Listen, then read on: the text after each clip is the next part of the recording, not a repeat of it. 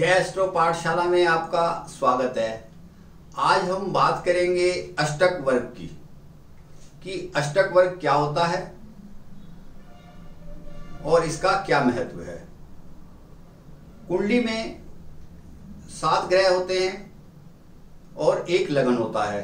राहु केतु को हम छाया ग्रह मानते हैं और अष्टक वर्ग में राहु केतु को नहीं लिया जाता। जो 7 ग्रह कुंडली में है, सूर्य, चंद्र, मंगल, बुध, गुरु, शनि, शुक्र और लगन, इनको हम प्रयोग में लेते हैं अष्टक वर्ग में। इनका 7 ग्रह प्लस लगन, इन 8 का जो टोटल है उसे हम अष्टक वर्ग के नाम से जानते हैं।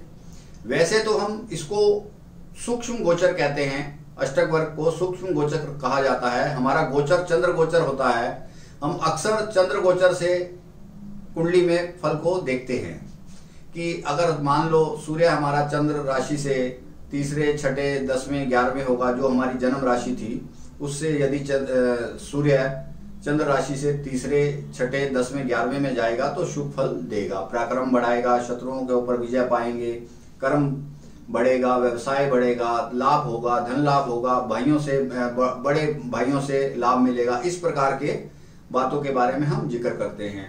और इसी प्रकार गोचर में हम चंद्र को लेते हैं। यदि शनि चंद्र से एक जन्म राशि से तीसरे, छठे, 11वें होगा तो वो शुभ फल देगा।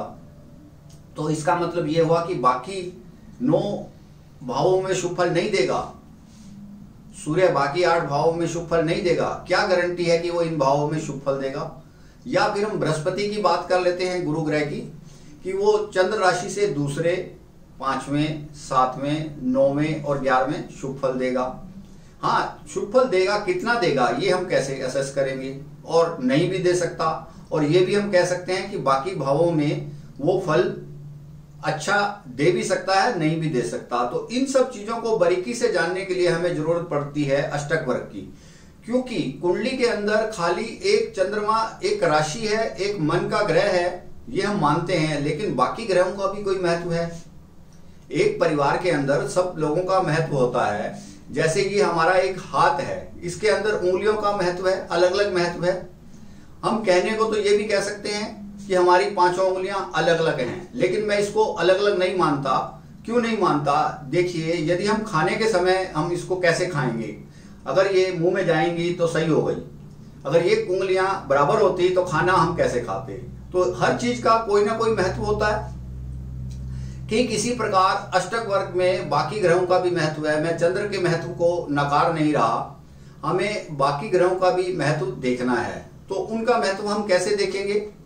उनका महत्व अष्टक वर्ग में एक पद्धति में, जो पराशर जी की, ऋषि पराशर की पद्धति है, उसमें उन्होंने हमारे को कुछ शुभ बिंदु बताए हैं जिनसे कि ग्रह अपने से शुभता देता है। जहां वो बैठा है अपने से उन भावों में शुभता देता है। वो शुभता कैसे देता है? मान लो थोड़ी देर के लिए मैं सूर्य ग्रह की बात करता हूं। सूर्य यदि अपने से कुंडली में, सूर्य कुंडली में अपने से पहले, दूसरे, चौथे, 7वें, 8वें, 9वें, 10वें, 11वें भाव में, यानी 8 भावों में अपने आप को शुभता देता है, तो हमें यह भी देखना है, चंद्र से भी देखना है और सूर्य के अपने भावों से भी देखना है। और सूर्य के टेबल से हम ये भी जानेंगे कि चंद्र कहां कहां खुश होता है। चंद्र सूर्य से तीसरे, छठे, 10वें, 11वें शुभ फल देता है, यह सब हम जानते हैं। इसी प्रकार मंगल ग्रह भी शुभ फल देता है अपने से सूर्य को। जब वो पहले भाव में बैठा होगा तो वो सूर्य के लिए शुभकारी होगा, दूसरे भाव में भी शुभकारी होगा, चौथे भाव में भी शुभकारी होगा, 7वें भाव में भी शुभकारी होगा, 8वें भाव में भी शुभकारी होगा, 9वें भाव में भी शुभकारी होगा और 10वें और 11वें भाव में भी वो शुभकारी होगा। तो अब हम समझ सकते हैं इस बात को कि बाकी ग्रह जो हैं उनका भी कोई ना कोई कॉम्बिनेशन हमारे साथ है। तो यदि हम उस सूक्ष्मता को अपने गोचर में, अपनी दशा में लेकर चलेंगे तो हमें अपने इवेंट्स की डेट निकालने के लिए काफी सहूलियत रहेगी, काफी आसानी रहेगी। हम परिपक्व हो जाएंगे कि ये घटना इस समय घटेगी या नहीं घटेगी, तो घटेगी उसका क्या तरीका होगा, कौन सा महीना होगा, कौन सी डिग्री होगी, कौन सा वार होगा, यहाँ तक भी हम पहुंच सकते हैं। तो अष्टक वर्ग के बारे में ये सब बातें हम धीरे धीरे आगे सीखते चले जाएंगे। तो अष्टक वर्ग है क्या? ये 8 ग्रहों का ग्रुप है, एक समूह है। जैसे 7 ग्रह मैंने बताया सूर्य से लेकर शनि तक, और 8वां इसमें लगन का महत्व भी बढ़ जाता है, और इनका कक्षा के हिसाब से भी महत्व बढ़ता है। अष्टक वर्ग है तो इसको 8 भागों में बांट दिया जाता है, ग्रहों की डिग्री, उसकी राशि की डिग्रियों को। तो हर राशि की डिग्री के ऊपर भी एक महत्व आ जाता है कि इस पार्टिकुलर डिग्री में ये ग्रह ज्यादा पावरफुल रहेगा, और इस पार्टिकुलर डिग्री में ये ग्रह ज्यादा पावरफुल रहेगा, और लगन यहाँ पर ज्यादा पावरफुल रहेगा। ये सब बातें हम इसमें देखेंगे।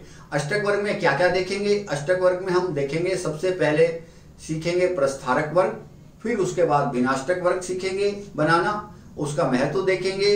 अष्टक वर्ग में हम सीखेंगे सर्वाष्टक वर्ग कैसे बनता है, वो भिन्नाष्टक वर्ग से बनता है, और सामुदायिक वर्ग कैसे बनता है, ये एक हमें गिवन टेबल होती है उससे हम बनाते हैं। कई बार हम इतने लंबे प्रोसेस से ना गुजरकर सामुदायिक वर्ग से भी अपना काम चला लेते हैं। लेकिन जो प्रस्थारक वर्ग है वो इसका आधार है। भिन्नाष्टक ग्रह का मजबूती का, बल का विशेषण बताता है कि उसमें बल कितना है, और सर्वाष्टक जो है वो राशि का बताता है, और जो सामुदायिक वर्ग है वो हमें बताता है कि गोचर में हम प्रभाव देख रहे हैं, कक्षा में हम प्रभाव देख रहे हैं, वो किस तरह इफेक्टिव होगा। तो ये सब छोटी छोटी बातें हैं, समझने में थोड़ा सा मुश्किल कर देती हैं, कई बार हमें समझ नहीं आती। लेकिन अगर हम इसको धीरे से, आसानी से प्रैक्टिस करके समझेंगे और सूक्ष्मता से जानेंगे और इसको अपने फलित में प्रयोग करेंगे, तो हम बड़ी बड़ी बातें इस अष्टक वर्ग से कर सकते हैं। ये फलित का एक बहुत बड़ा हिस्सा है, या मैं ये भी कहूं कि ये अलग से भी फलित कर सकता है कुंडली को, तो इसमें कोई गलत बात नहीं होगी। तो आज हमने अष्टक वर्ग के बारे में बात की, और आगे इस श्रृंखला को आगे बढ़ाते हुए अगले वीडियो में हम बात करेंगे प्रस्थारक वर्ग चार्ट कैसे बनते हैं और उनका क्या उपयोग होता है। यदि यह वीडियो आपको अच्छा लगा हो, इसे आप लाइक करें, शेयर करें, सब्सक्राइब करें, जिससे कि मेरा वीडियो आपको सीधा मिलता रहे।